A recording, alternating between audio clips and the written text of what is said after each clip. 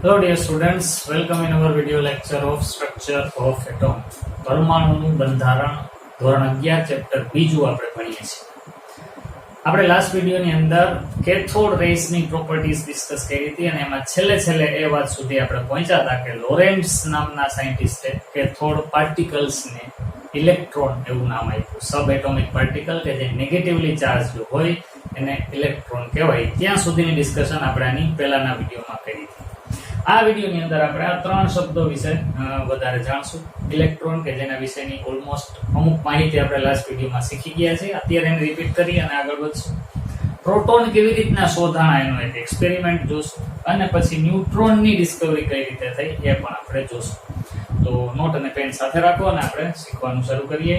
Electron, proton અને neutron સબ atomic particle. તમે એ વસ્તુ માર્ક કરી હશે કે આપણે ધીમે ધીમે આગળ વધીએ છીએ ડાલ્ટનના પરમાણુય સિદ્ધાંતથી આગળ. એને તો એવું કીધું કે પરમાણુની અંદર બીજું કઈ હોતું જ નથી, પણ ધીમે ધીમે એવી ખબર પડવા માંડી કે ના, પરમાણુની અંદર નેગેટિવલી ચાર્જડ પાર્ટિકલ છે.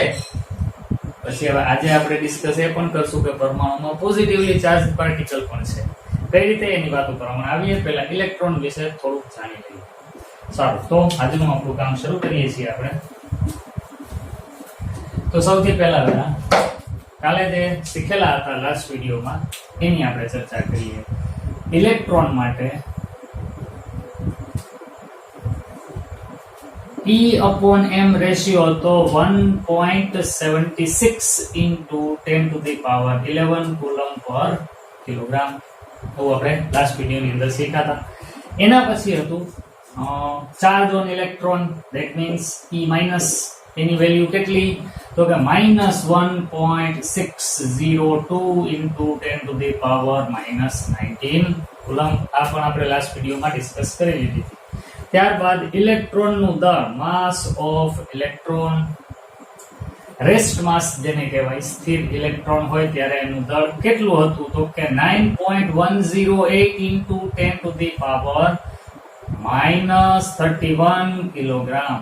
બધા ફિગર્સ યાદ રાખવાના થાય બાળકો આપણે. તો ઇલેક્ટ્રોનનું માસ એટલું હતું. અહીં સુધીની ડિસ્કસ આપણે કરેલી હતી. ચાલો આજે એનાથી થોડુંક આગળ વધીએ છીએ. According to theory of relativity, સાપેક્ષવાદના સિદ્ધાંતને આધારે જો આવો ઇલેક્ટ્રોન ગતિ કરતો હોય તો એવા ગતિ કરતા ઇલેક્ટ્રોનનું દળ m' એવી સંજ્ઞા આપીએ. m' ઇઝ ઇક્વલ ટુ થાય m upon √1 - v/c સ્ક્વેર. આ ટાઈપનું ફોર્મ્યુલા આનું બને છે, 1 - v/c સ્ક્વેર. હવે અહીંયા છે શું? દરેક ટર્મ એને સમજી લ્યો. m' એટલે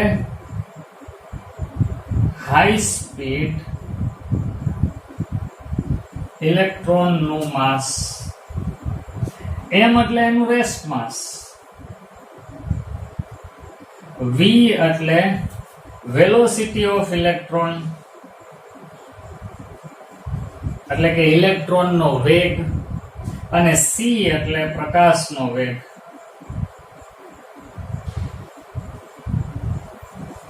વેલોસિટી ઓફ લાઇટ. તો આ ચારે ટર્મનો મિનિંગ અહીં મેં તમારી સામે લખેલો છે. હવે જો આ ફોર્મ્યુલા સાપેક્ષવાદના સિદ્ધાંતને આધારે ઝડપથી ગતિ કરતા ઇલેક્ટ્રોનનું માસ કેટલું એ ફાઇન્ડ કરવું હોય તો આ ફોર્મ્યુલાથી કરી શકો. આ ફોર્મ્યુલા પણ કદાચ આપણી ટેક્સ્ટ બુકની અંદર જોવા નહીં મળે, પણ ઉપયોગી ફોર્મ્યુલા છે. આને રિલેટેડ MCQ હોઈ શકે. માની લો કે આપણને એવું પૂછવામાં આવે કે ઇલેક્ટ્રોનની સ્પીડ આટલી હોય ત્યારે એનું માસ કેટલું?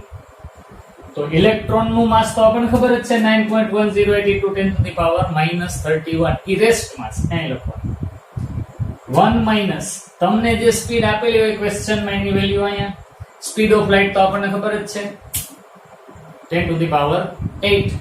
તો આ બધી વેલ્યુ આમાં મૂકીને એને સિમ્પ્લિફાય કરો એટલે જે તે સ્પીડ ઉપર ગતિ કરતા ઇલેક્ટ્રોનનું તમને માસ મળે, હાઈ સ્પીડ ઇલેક્ટ્રોનનું માસ. હવે થોડુંક આગળ વિચારો. એકોર્ડિંગ ટુ ફોર્મ્યુલા 1,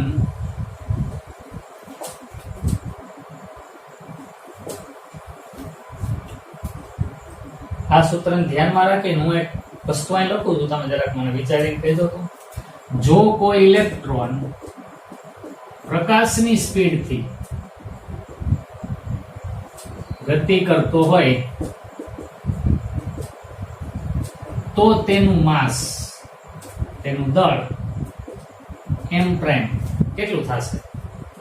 ઇલેક્ટ્રોનની સ્પીડ પ્રકાશની સ્પીડ જેટલી જ હોય એવું માનો તો આ ફોર્મ્યુલાના આધારે એવા ઇલેક્ટ્રોનનું માસ કેટલું થાય જરાક વિચારીએ. જો આ ફોર્મ્યુલામાં વેલ્યુ મૂકીએ, ઇલેક્ટ્રોનની સ્પીડ કેટલી રાખવાની છે? પ્રકાશની સ્પીડ જેટલી. એનો અર્થ એવો કે velocity of electron is equal to velocity of light.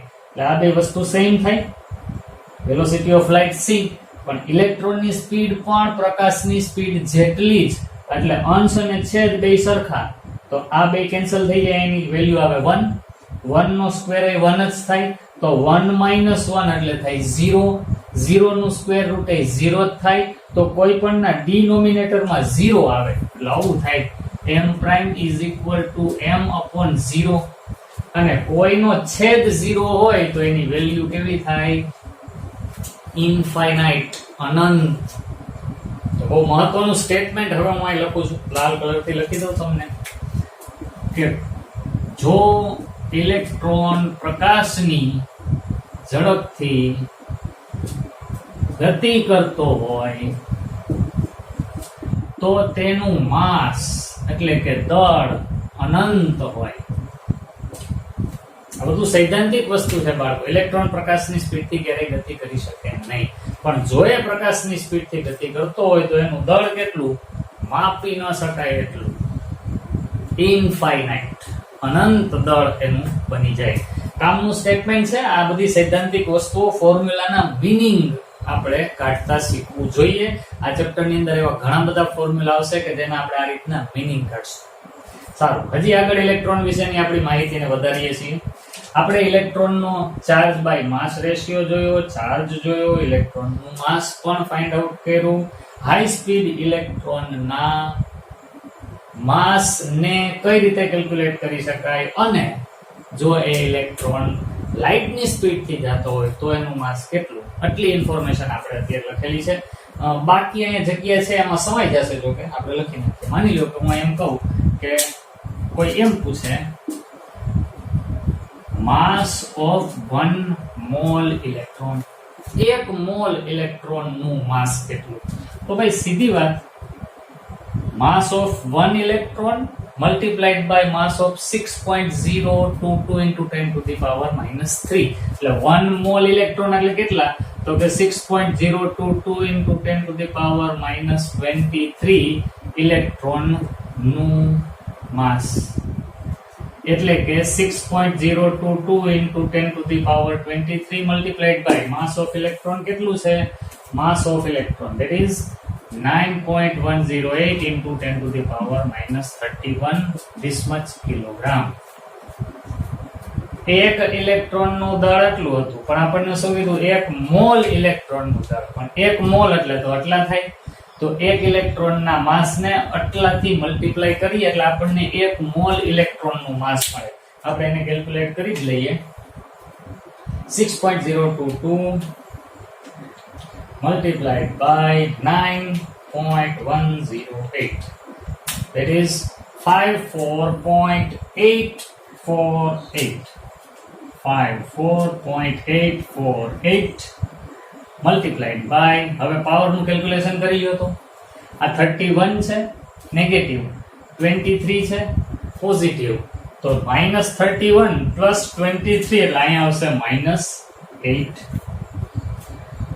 -31 એમાંથી 23 ને કટ કરી નાખો એટલે આવશે 8, પણ એ 8 રહેશે minus.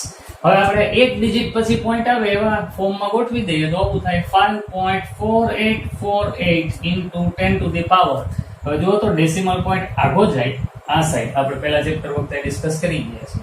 Decimal point left side જાય તો આ પાવર ઇન્ક્રીઝ થાય. ઇન્ક્રીઝ થાય એટલે મારે આમ લખવું પડે. પછી નેગેટિવ પાવર ઇન્ક્રીઝ થાય એટલે -7 થશે -8 માંથી.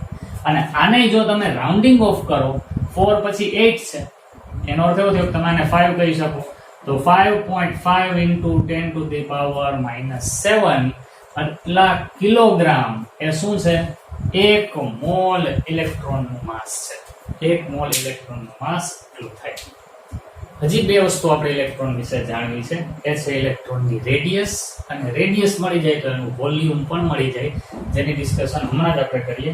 અત્યારે તમે બોર્ડ ઉપર દેખાય છે એટલું બરાબર લખી લ્યો, અને આ ઇન્ફોર્મેશન બાળકો યાદ રાખવી પડશે. એટલે એને યાદ રાખવા માટે સમયાંતરે એને જુઓ અને એને બોલો, કારણ કે આ બધી વેલ્યુઝ છે.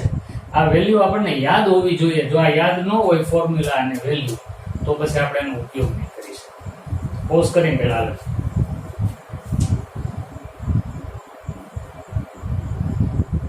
ઓકે, ચાલો આગળ વધીએ છીએ. ઇલેક્ટ્રોન માટે જ હવે મારે રેડિયસ નું ફોર્મ્યુલા, રેડિયસ ની વેલ્યુ લખવી છે અને પછી એનું વોલ્યુમ ફાઇન્ડ કરવું છે. આ ત્રણ ફિગર એમને રહેવા દઉં છું.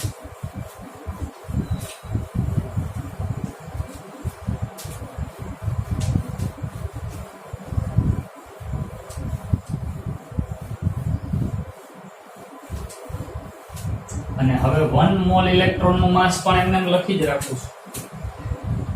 માસ of 1 mole electron is equal to 5.5 into 10 to the power minus 7 kilogram. એક ઇલેક્ટ્રોન નું એટલું, એક મોલ ઇલેક્ટ્રોન નું એટલું. પણ હવે રેડિયસ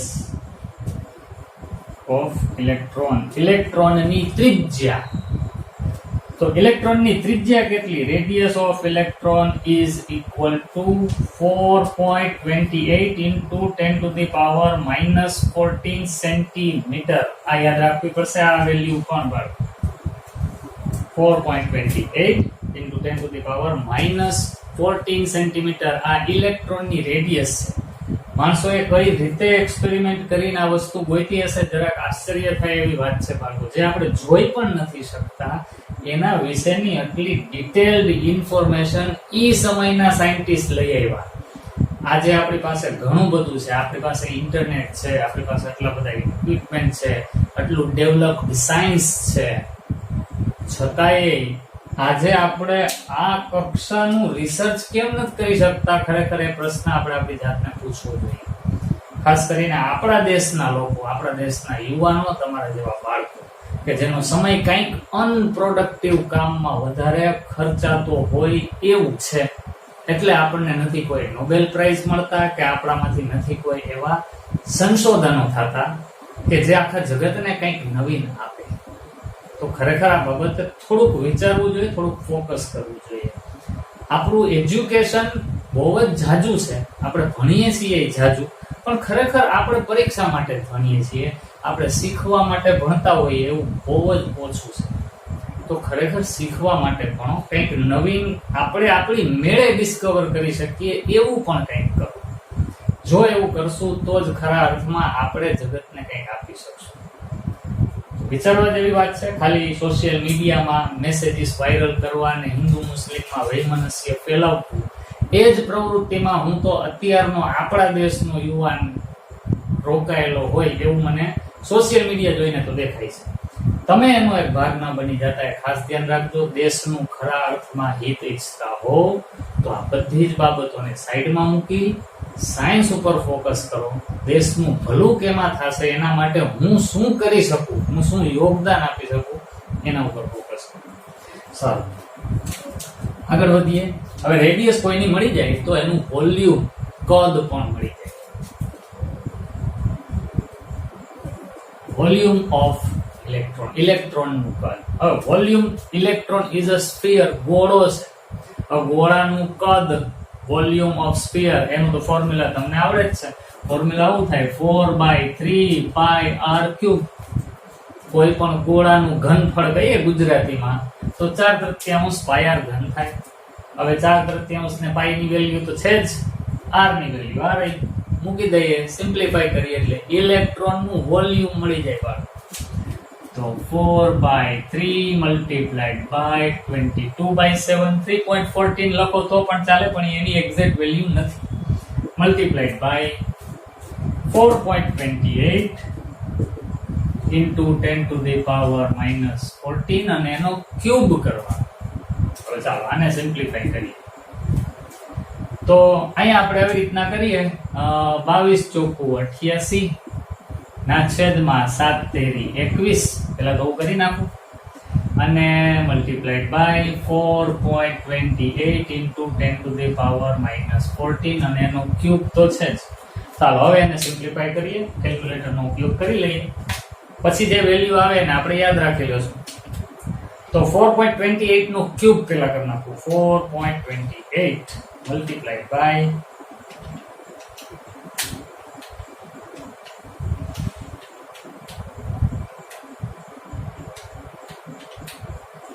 તો એ આપણને આન્સર મળે છે 78.40. એટલે આના ક્યુબ ની વેલ્યુ આવી 78.40 મલ્ટીપ્લાઈડ બાય આનો ક્યુબ કરવો પડે એટલે 14 તેરી 42 -42 અને અહીંયા 88 ડિવાઇડેડ બાય 21 તો છે જ. ચાલો હવે આનું મલ્ટીપ્લિકેશન 88 સાથે પેલા કરી દઈએ. મલ્ટીપ્લાઈડ બાય 88 એટલે જે આવે છે 6899.44 ડિવાઇડેડ બાય 21. તો એ આપણને મળશે 328.54 ગુણ્યા 10⁻42. એક ડિજિટ પછી આપણે પોઈન્ટ આવે એવી ગોઠવણ કરી દઈએ. એટલે અહીંથી બે ડિજિટ ડાબી બાજુ ખસેડી દઈએ તો 3.28 multiplied by 10 to the power, બે ડેસિમલ પોઈન્ટ આ બાજુ તો આમાં 2 નો વધારો થાય એટલે 10 ટુ ધી પાવર -40 અને આનો યુનિટ સેન્ટીમીટર હતો તો આપણા વોલ્યુમ ઓફ ઇલેક્ટ્રોન નો યુનિટ થશે સેન્ટીમીટર ક્યુબ. આ આપણું ઇલેક્ટ્રોન નું વોલ્યુમ આવી ગયું. ઇલેક્ટ્રોનની radius 4.28 into 10 to the power -14 એને મૂકી દીધું ઇલેક્ટ્રોનના વોલ્યુમ શોધવા માટેના આપણા સૂત્રમાં. એટલે આપણને છેલ્લે એનું વોલ્યુમ મળી. વિડિયો પોઝ કરી આ ઇન્ફોર્મેશન પણ લખી લ્યો, પછી પ્રોટોનની ચર્ચા કરીએ.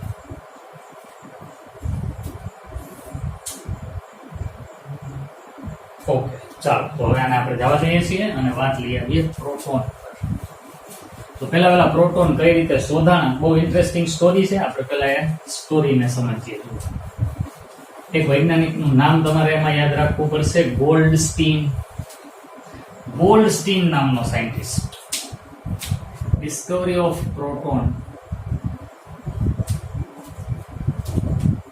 બહુ મજા આવશે સાંભળવાની બાળકો. ગોલ્ડસ્ટીન 1886 માં એને પણ ડિસ્ચાર્જ ટ્યુબ ના જ એક્સપેરિમેન્ટ કર્યા. હવે એના એક્સપેરિમેન્ટને આપણે જોઈએ અને પછી પ્રોટોન વિશે ડિસ્કશન કરીએ. તો શરૂ કરીએ. કેથોડ રે ટ્યુબ. એ ટ્યુબમાં એક બાજુ કેથોડ, એક બાજુ એનોડ અને એને હાઈ વોલ્ટેજની સાથે જોડી દઈએ. અહીંયા વેક્યુમ પંપ પણ રાખેલો છે, પણ અહીંયા ચેન્જીસ કરેલા છે. ગોલ્ડસ્ટીને જે એક્સપેરિમેન્ટ કર્યો એમાં અને ક્રુક્સના એક્સપેરિમેન્ટમાં જે ફેરફાર છે ધ્યાનથી.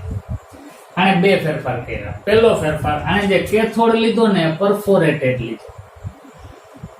પરફોરેટેડ એટલે કાણા કાણા વાળો કેથોડ. ઓલાના એક્સપેરિમેન્ટમાં કેથોડ ને એનોડ ની બે ડીશ આખી થાળી હતી. આનામાં કેથોડની થાળીમાં છિદ્રો છે કાણા કાણા, એટલે ચાયણી જેવો કેથોડ. એનોડ હતો એવો ને એવો.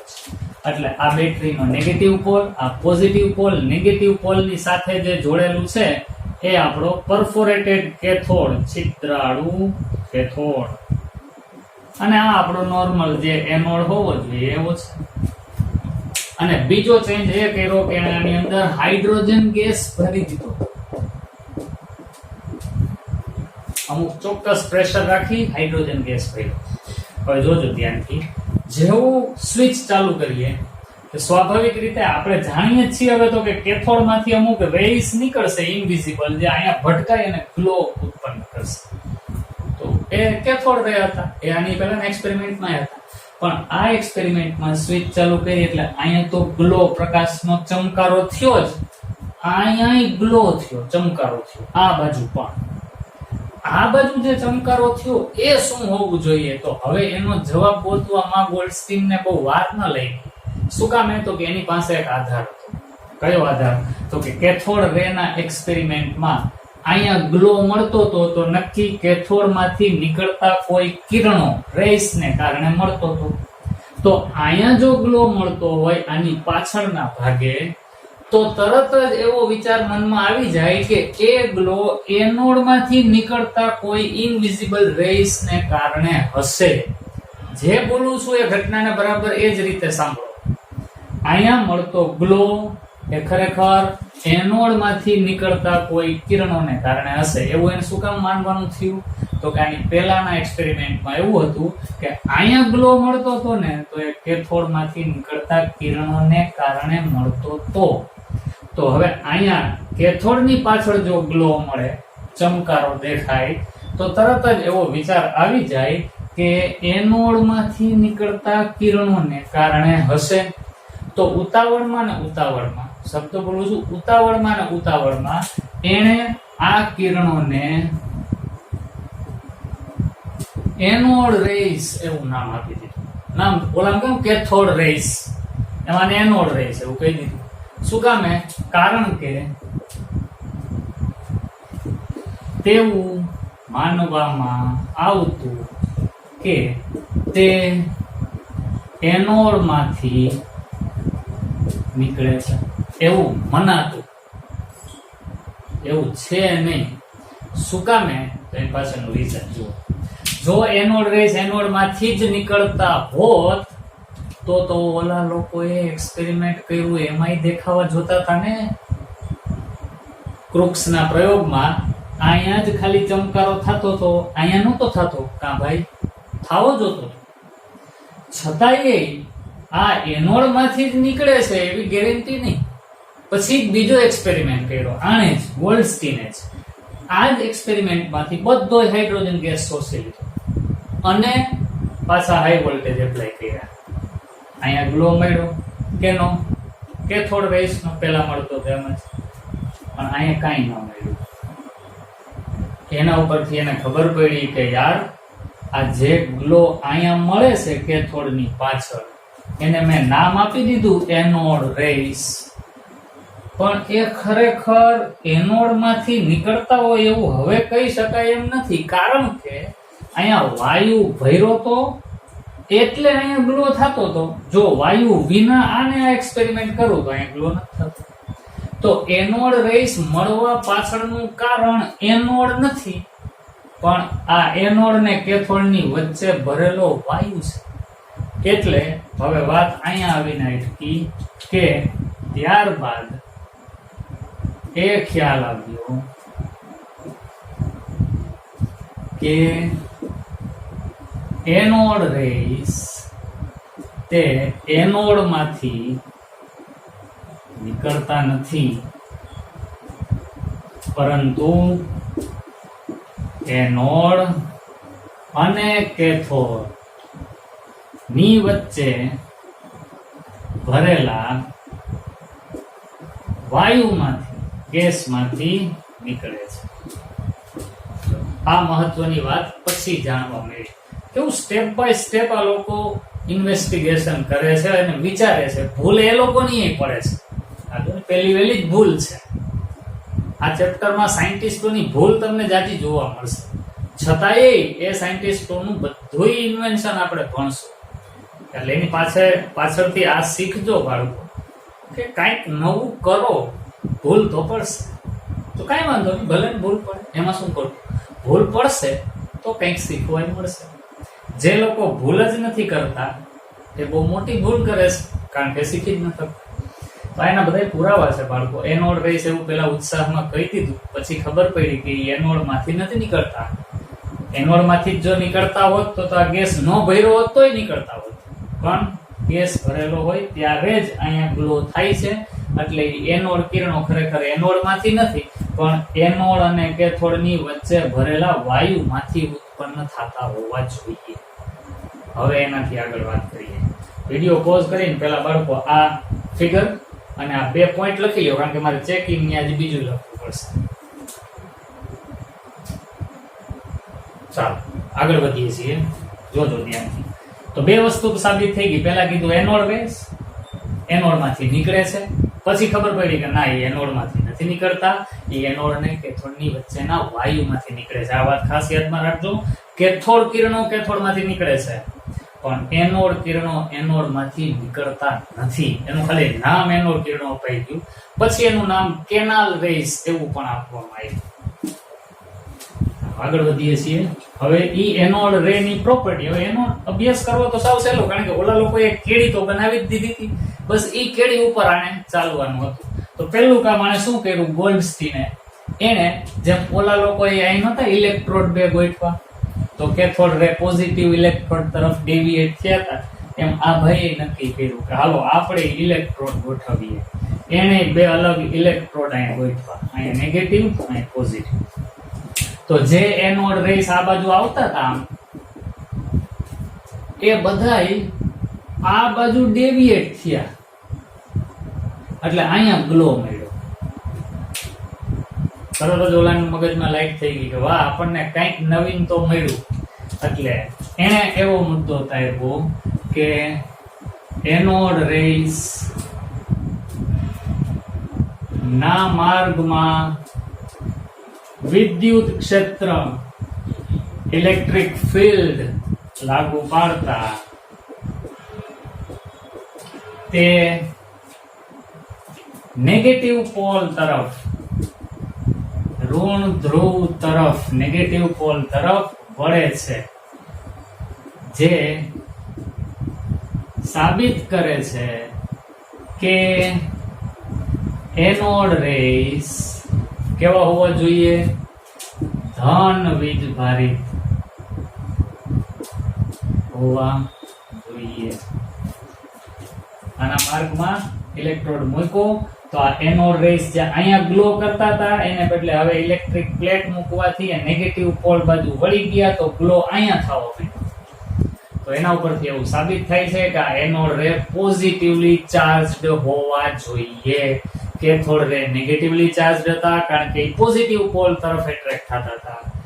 એનોડ રે પોઝિટિવલી ચાર્જડ હોવા જોઈએ, કારણ કે નેગેટિવ પોલ તરફ એટ્રેક્ટ થાય છે. ચાલો, એના પછી એને કયો એક્સપેરિમેન્ટ કર્યો હશે, પેડલ વ્હીલ મૂકવાનો. જોજો, એ પણ મજા આવે એવું છે. માની લ્યો કે આ લોકોએ હવે આ પાછા પોલ આપણે અહીં ઘટાવી લઈએ બે, અને પેડલ વ્હીલ અહીંયા ગોઠવી દઈએ. એક પેડલ વ્હીલ અહીંયા ગોઠવી દીધું હોય,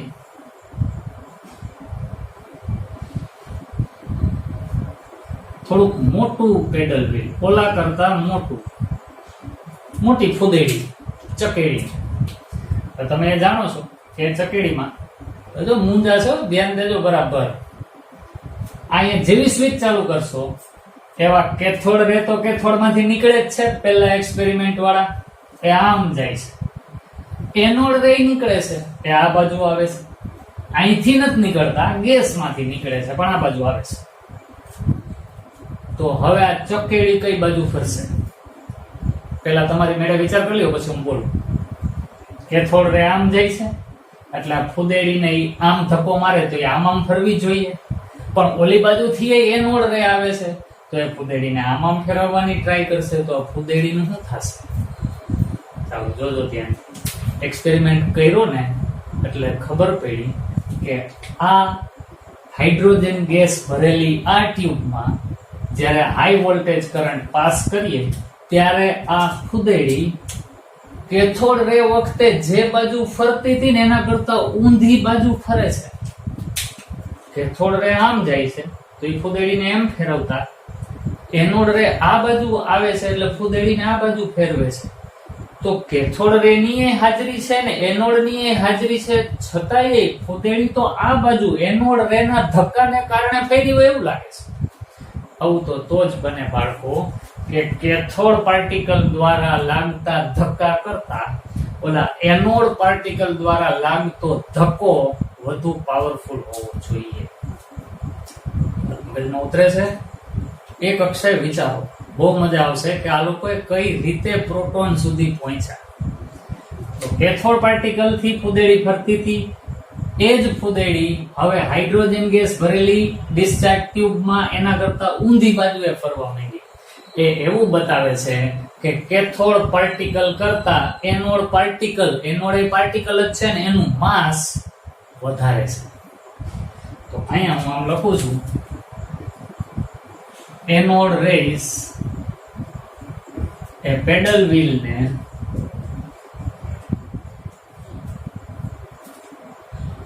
વિપરીત દિશામાં ફેરવે છે, જે સાબિત કરે છે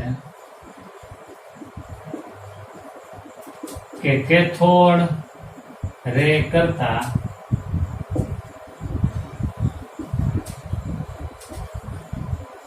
એનોડ રેસ નું માસ એટલે કે દળ વધુ છે. કેથોડ પાર્ટિકલ કરતા એનોડ પાર્ટિકલ નું દળ વધુ હોવું જોઈએ તો જ એ ફૂદેડીને આ બાજુ ફેરવી શકતા હોય. પણ હવે પ્રશ્ન એ થાય કે ખરેખર આ એનોડ રેસ છે શું? કેથોડ રેસ તો નક્કી કે ભાઈ કોઈ પણ ધાતુની પ્લેટમાં રહેલા પરમાણુમાંથી નીકળતા નેગેટિવલી ચાર્જડ પાર્ટિકલ હતા જેને ઇલેક્ટ્રોન કીધા. જ્યારે અહીંયા એનોડ માંથી તો નીકળતા નથી, ગેસ ભરેલો હોય તો એમાંથી નીકળે છે. તો એ ગેસ માંથી જે નીકળ્યા એ ખરેખર છે શું? હવે એના ઉપર વાત લઈ જાઉં છું, ધ્યાનથી સાંભળો. અહીંયા હાઇડ્રોજન ગેસ ભરેલો છે. ઇમેજિન કરો તો હાઇડ્રોજનનો એક પરમાણુ છે, એટોમ. તો તમે જાણો છો કે હાઇડ્રોજનના એ એટોમમાં કેન્દ્રમાં ન્યુક્લિયસમાં અત્યારે તમારી પાસે નોલેજ છે એના આધારે સમજવું પડશે. પ્રોટોન છે, બારોબાર ઇલેક્ટ્રોન ફરે છે. હવે જુઓ, અહીંયા કેથોડ છે, અહીંયા એનોડ છે, આ હાઇડ્રોજનનો એટોમ છે. જેવો ઇલેક્ટ્રિક કરંટ પાસ કરો એટલે આપણને તો ખબર જ છે આની પહેલાના એક્સપેરિમેન્ટમાં કેથોડમાંથી ઇલેક્ટ્રોન નીકળે. ગુજરાતીમાં કહું તો છૂટે છૂટ જાય, અહીંથી ઇલેક્ટ્રોન આમ જાય ક્યાં? એનોડ બાજુ. અને અહીંયા ગ્લો કરે આની પાછળ. આપણે જાણીએ છીએ. તો જો તો અહીંયા હાઇડ્રોજન ગેસ ભરેલો છે એવી કન્ડિશનમાં અહીંથી ઇલેક્ટ્રોન કેથોડમાંથી આમ નીકળે તો એ હાઇડ્રોજનની હારે ભટકાઈને જશે અને જેવો અહીંથી ભટકાઈને જાય એટલે આ ઇલેક્ટ્રોનને અહીંથી લેતો જાય.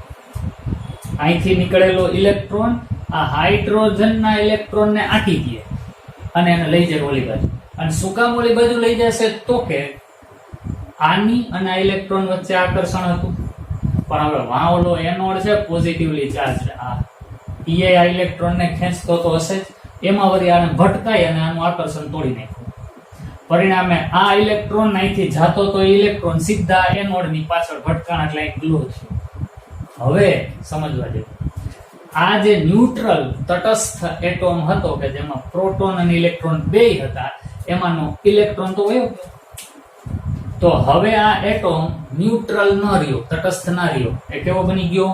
પોઝિટિવલી ચાર્જડ પાર્ટિકલ બની ગયો. ખાલી ન્યુક્લિયસ જ વધ્યો. હવે આ તો છે નહીં. તો હવે જેવો આ પોઝિટિવ બન્યો એવું એને તરત જ એક વસ્તુ ફીલ થશે કે મને કોક ખેંચે છે. કોણ? તો કે આ પોઝિટિવ હોય કોણ ખેંચે? નેગેટિવ. કોણ? કેથોડ. કેથોડ એમ ખેંચે. તો આ બધું છૂટે છૂટ આવશે અને કેથોડમાં છે કાં એમાંથી ફોહરવો નીકળી જશે ને ગ્લો કરશે. તો આનો અર્થ એવો થયો કે આ પાર્ટિકલ આમ આવ્યા અને આ પાર્ટિકલ પોતે પોઝિટિવલી ચાર્જડ છે. એ જ પાર્ટિકલ પોઝિટિવલી ચાર્જડ હતા એટલે તો નેગેટિવ પોલ તરફ ડેવિએટ થતા હતા. અને એ પાર્ટિકલ ન્યુક્લિયસ છે કારણ કે ઇલેક્ટ્રોન તો જાતો રહ્યો. હવે વધ્યું ખાલી ન્યુક્લિયસ જ. એ ન્યુક્લિયસ આ ફૂદેડી યારે ભટકાણું એટલે ફૂદેડી થઈ. તો આના ઉપરથી હવે સાબિત થયું કે anode rays are also some kind of particles. Anode કિરણો પણ કણો જ છે. ત્યાં લખી દઉં છું હવે.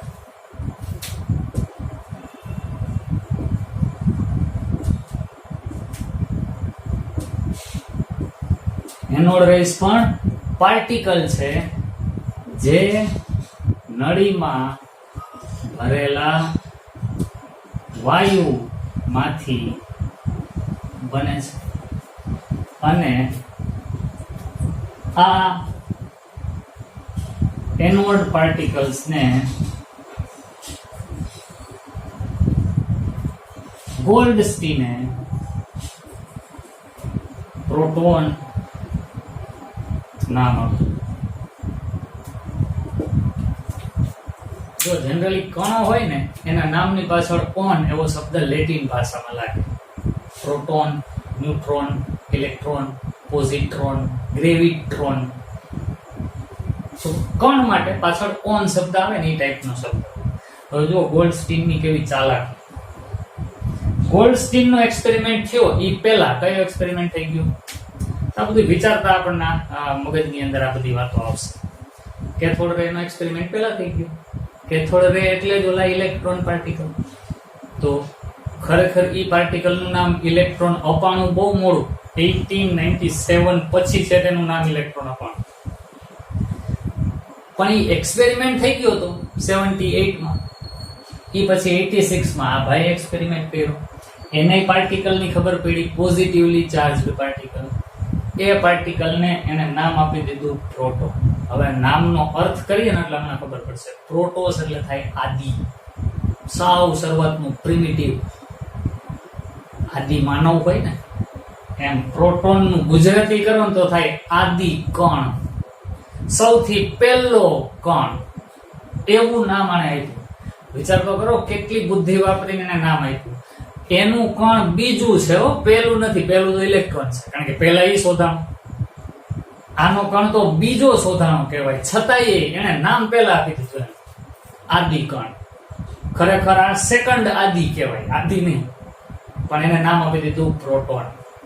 એટલે તરત જ એવો વિચાર આવે કે સૌથી પહેલા શોધાયેલું કણ આ હશે. નામ ઉપરથી તો એવું જ લાગે પ્રોટોન એટલે પહેલા શોધાયેલું કણ, પણ ખરેખર એનો નંબર બીજો છે. પેલું કોણ? ઇલેક્ટ્રોન. પણ છતાંય જાઉં જે બોલું છું એનું કન્ફ્યુઝન દૂર થાય એટલા માટે અહીંયા લાલ કલરથી લખી દઉં. 1886 માં પ્રોટોન શોધાણા ધન વીજભારી. બોલવામાં એવું આવે છે કે 1897 માં ઇલેક્ટ્રોન શોધાણા, પણ એ ખોટું છે. ઇલેક્ટ્રોનની શોધ તો થઈ ગઈ હતી આની એ પહેલા 1879 માં. આનાથી 7 વર્ષ પહેલા ઇલેક્ટ્રોન શોધાઈ ગયા હતા, પણ એનું નામ આપવામાં આટલા વર્ષો થઈ ગયા. આ ઓલા જેવું છે કે બાબો જન્મી ગયો પણ એ 10 વર્ષનો થયો ત્યાં સુધી નામ બાબો જ રહ્યું, નામ જ ન પાડ્યું. પછી નામ મોડું પાડ્યું, એના જેવી વાત છે. અને પછી 1932 માં છેક ત્રીજા કણ શોધાણા ન્યુટ્રોન. આપણે ડિસ્કસ તો કરવી હતી આ જ પીરિયડમાં ન્યુટ્રોનની, પણ ટાઈમ જાજો થઈ ગયો છે એટલે વિડીયોને હવે ન્યુટ્રોન વાળો પોર્શન આપણે નેક્સ્ટ વિડીયોમાં લેશું. અને પ્રોટોન વિશેની પણ કેટલીક આંકડાકીય માહિતી, એની રેડિયસ, એનું માસ, ચાર્જ, એ બધું આપણે નેક્સ્ટ લેક્ચરમાં લેશું. અને નેક્સ્ટ લેક્ચરમાં કેથોડ રેસ અને એનોડ રેસની કમ્પેરિઝન પણ કરશું. તો બાળકો આ હતું એનોડ રેસ કઈ રીતે શોધાણા એના વિશેની ઐતિહાસિક વાત. ખરેખર ગોલ્ડસ્ટીને પ્રોટોનની શોધ કરી, સાચું. 1886 માં કરી, એ પણ સાચું. પણ એને નામ એનું પ્રોટોન આપી દીધું, એની ચાલાકી એવું કહો તો ચાલે. ખરેખર ઇલેક્ટ્રોનને નામ પ્રોટોન આપવું જોઈએ. શું કામ? પહેલા શોધાયેલો કણ એને પ્રોટોન કહેવાય. તો આને જેને પ્રોટોન કીધું છે એ પહેલાનું શોધાયું, એ બીજા નંબરે છે. પહેલા નંબરે તો કેથોડ રેસ પાર્ટિકલ એટલે ઇલેક્ટ્રોન છે, છતાંય આને એનું નામ પ્રોટોન આપેલું છે. અને આપણે પ્રોટોનની ડિસ્કવરી શીખ્યા. પ્રોટોનનો બાકીનો પોર્શન નેક્સ્ટ વિડીયોમાં જોશું. જે કઈ માહિતી છે બોર્ડ ઉપર એને બરાબર લખી લ્યો. બધું વાત આવતા પીરિયડમાં મળીએ. ત્યાં સુધી